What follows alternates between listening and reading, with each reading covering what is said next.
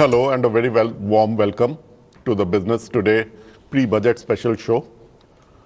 It would not be an exaggeration to say that there is a lot of expectations riding on this budget, as this will be the first full year's budget being presented by the new government. The Finance Minister has, in recent public statements, promised the second generation of reforms, rationalization of subsidies and a tight control of the fisc. But what will be most important will be that how will this budget support the Prime Minister's Make in India program and his focus on job creation and economic growth. We have a fairly star-studded panel here. Senior Fellow of Center for Policy Research, Dr. Rajiv Kumar. Dr. Surjit Bhalla, Managing Director of Oxis Research, will be joining us shortly. Dr. Bakul Dholakia, Director General of International Management Institute, New Delhi. Professor Rajiv Gowda, Congress spokesperson and Rajya Sabha MP. And joining us from Bombay, we have Dr. Ajit Ranade, Chief Economist of the Aditya Birla Group. Dr. Lavish Bhandari, Director and Chief Economist, Indicus Analytics. And Ridham Desai, Managing Director and Head of India Research, Morgan Stanley. Perhaps we should start the session by each of our panelists quickly telling us that what they expect from this budget, from the first full year's budget by Mr. Jaitley. The backdrop for this budget is that we've had this very good fortune of a steep drop in international oil prices, and that gives us a triple bonus. Number one is the fiscal relief that you get because of lower subsidies. The relief on the current account because of decrease in oil prices, which are oil is imported. And number three is the impact on inflation, that is the relief on inflation. I expect the budget to take advantage of this huge stimulus impact of the oil prices, coupled with a creative and an aggressive disinvestment program.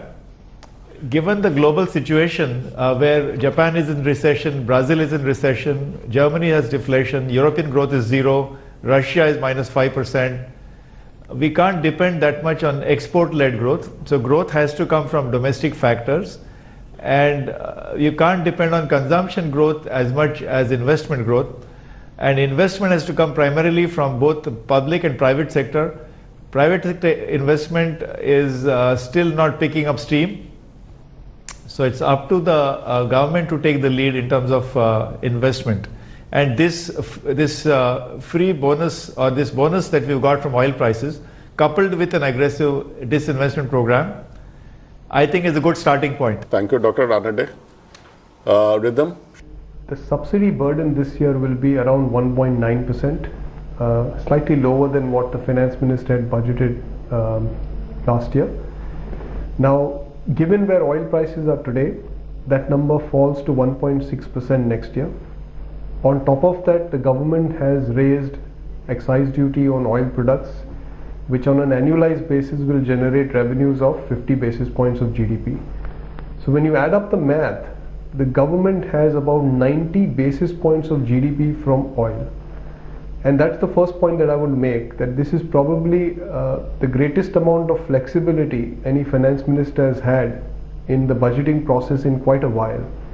So I think we have been unfortunately stuck by some rigidities caused by external environment and of course our own mistakes. This budgeting process starts with a 90 basis points head start that the finance minister has for next year. Now he can do a lot with this money. Assuming that the deficit this year closes at around 4.2, 4.3, I'm assuming that it's maybe slightly higher than what he budgeted, but maybe it's 4.2. He can use part of this to reduce the deficit for next year, and the remainder, I hope, he uses to boost investment spending. So I think this is not a time where we can expect the private sector to step in to create capacity. The private sector balance sheet is still quite stretched. Instead, where the government is and with the flexibility that the government has, I think it's a lot easier for the government to step in and spend.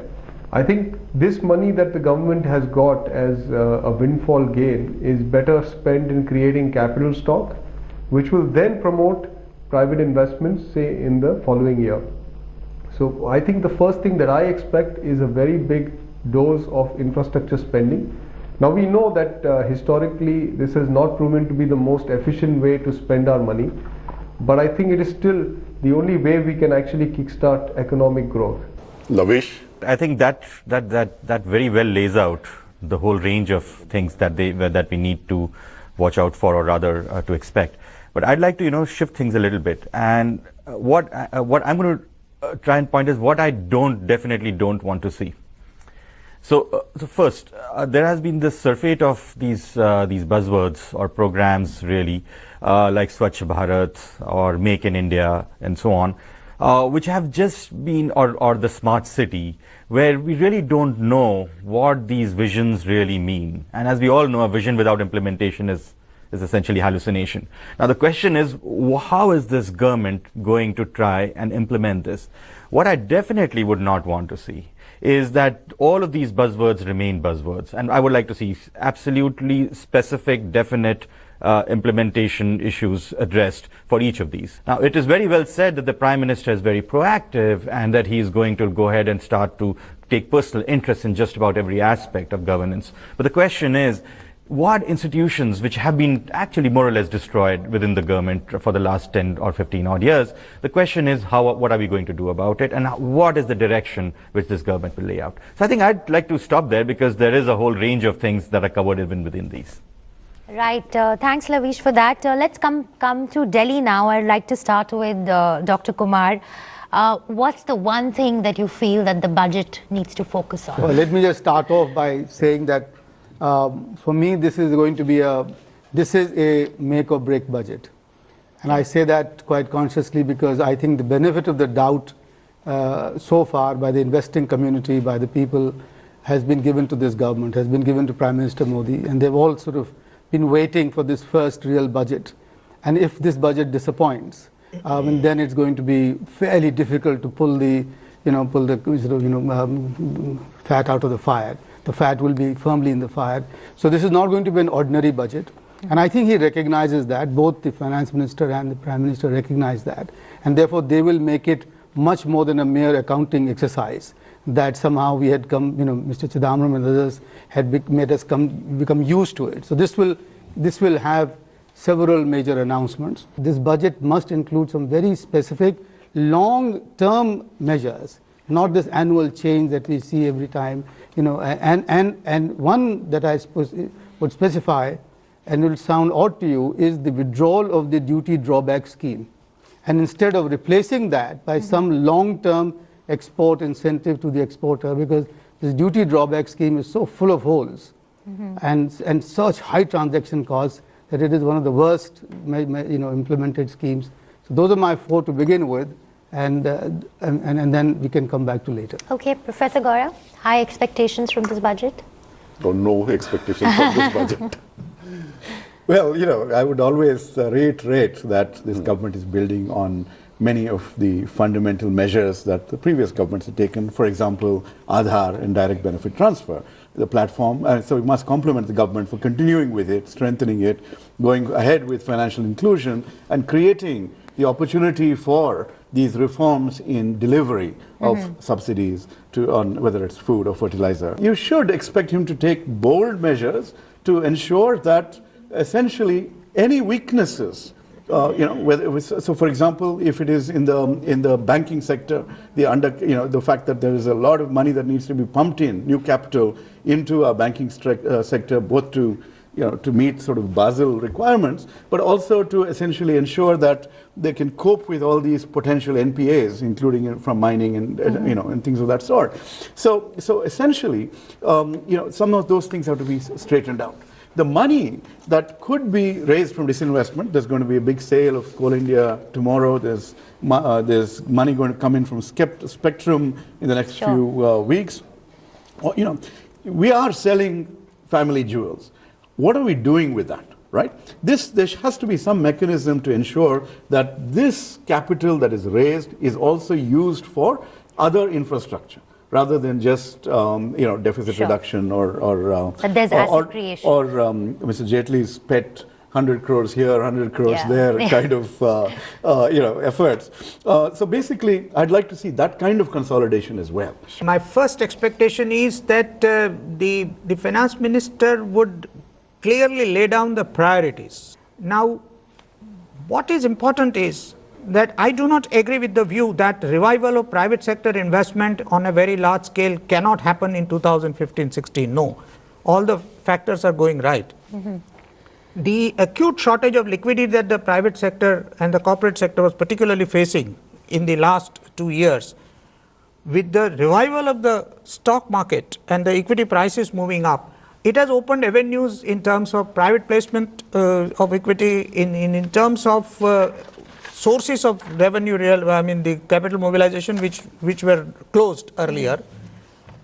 Now, in addition to that, if the interest rate cycle has reversed, then the sentiments would improve, confidence will come back. You at least know that for the next year and a half, you are not looking at high interest regime. Right.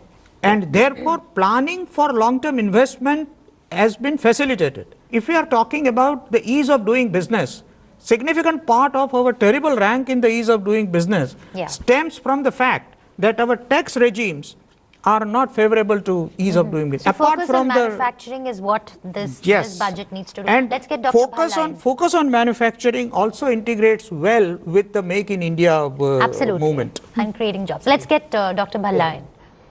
One, and Rajiv rightly mentioned this, and you also mentioned this perhaps, that the direct taxes reform needs to come on board. And that's something that I'm expecting, hoping will come. And by direct taxes, I mean a reduction in corporate tax rates and a reduction, if you will, in the peak personal income tax rate. Okay, so that is yet to come. But now let's look at the massive simplification and rationalization of the tax administration system. Yeah.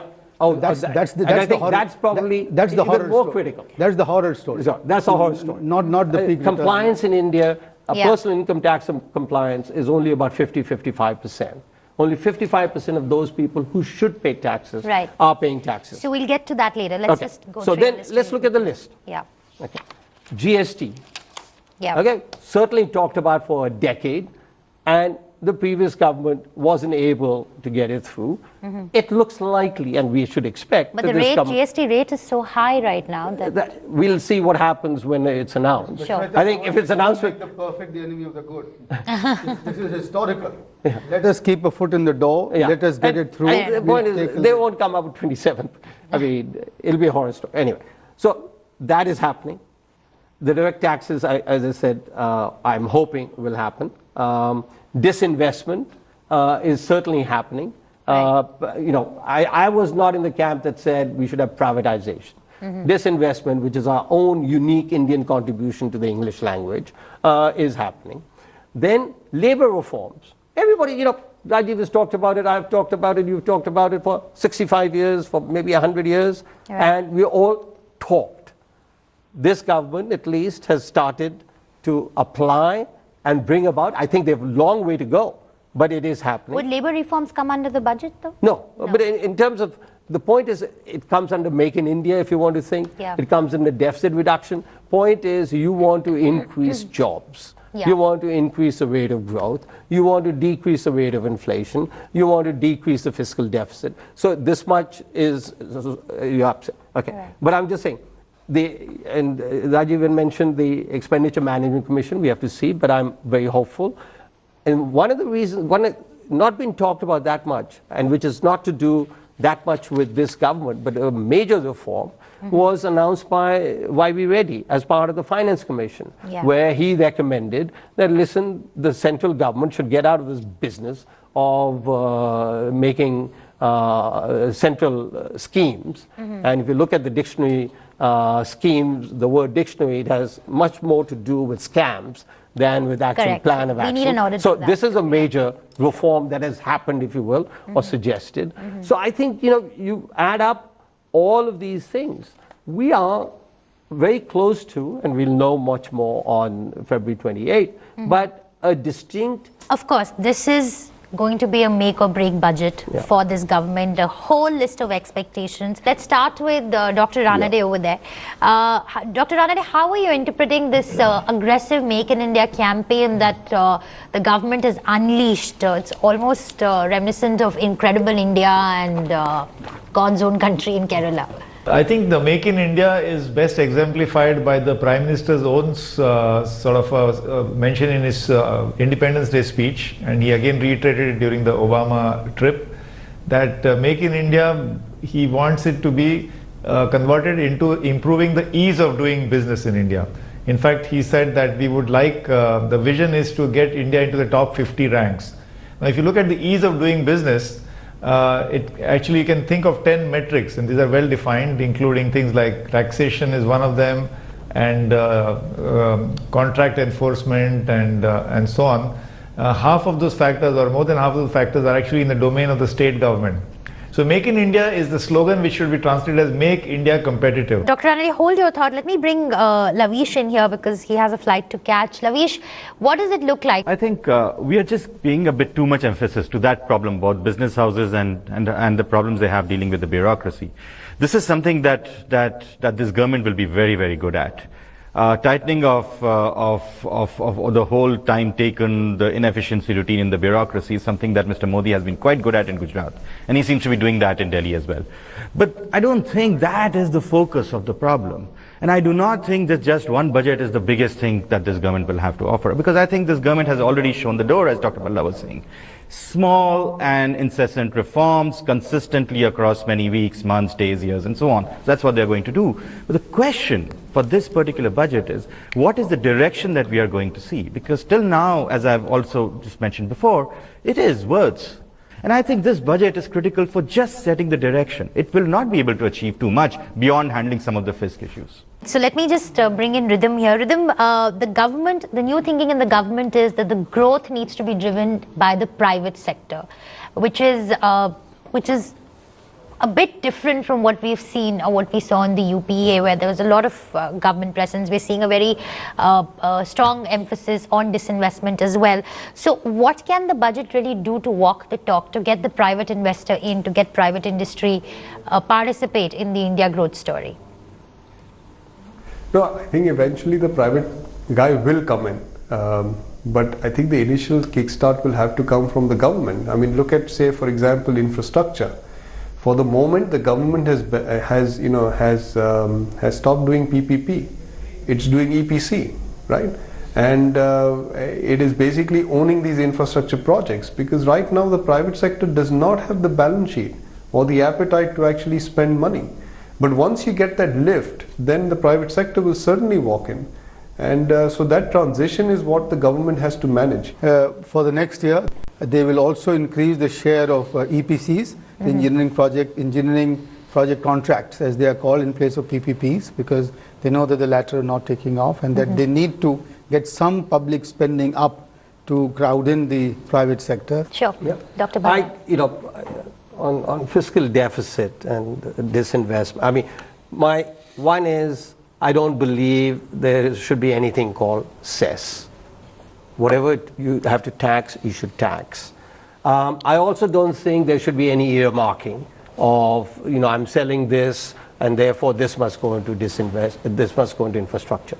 We should have, that's what governments are there for. This is how much we're going to spend on infrastructure. It shouldn't be dependent on if I sell this and disinvestment. So we have actually, strangely enough, a lot of elbow room on the fiscal side. What we need is growth, and what we need is a reduction in interest rates, which will actually help growth. Okay, so Dr. it's a win-win situation all around. Sure. Do not be preoccupied with 4.1 or 3.6. What are you proving yourself to?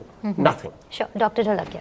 Yeah, I think there are a couple of things that are very, very crucial. We need a focus on institutional reforms which are of an administrative character to translate many of the budget announcements into tangible actions. And I believe that the budget would focus on that aspect, because there has been enough work done in that particular field.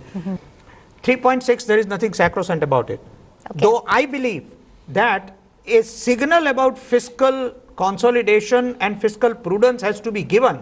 So the fiscal deficit target for next year has to be lower than 4.1 on that. But 3.8 versus 3.6 is not going to do that much Sure. damage, because if you continue lowering the fiscal deficit ratio, inflationary expectations will remain moderate, and therefore the return to the regime of higher inflation in the years to come, the fear would Sure. subside. Okay. And what is required to maintain a low interest regime is curb on inflationary expectations. Okay. I would want this budget to be not merely pro-growth, it has to be, it's a compulsion, but also pro-investor budget. But one thing that I would like this budget not to be is, it should not be a populist budget. I mean, this is something which is a time has come to at least give a vacation to populism. Okay. And populism you can know, go on a vacation. Absolutely. Well, thank you very much. Prasenjit, can I invite you please to close the session? So I think that we have a certain degree of agreement that, you know, that almost everybody is expecting a pro-growth budget, a certain degree And of pro-investor. administrative, pro-investor, maybe tax reforms, perhaps not so much of agricultural reforms. Is anybody expecting agricultural reforms in this? But not in the budget, but it's happening. Fertilizer Yes, I think it's subsidy. happening. That will be done. Some degree of fertilizer rationalization. So let's see if the finance minister meets these expectations or he just tinkers around the margins. So far, he seems to have shown the intentions. Whether that will come true in the budget, we'll know soon enough. Thank you, everyone. Thank you so much for joining the panel. Thank you.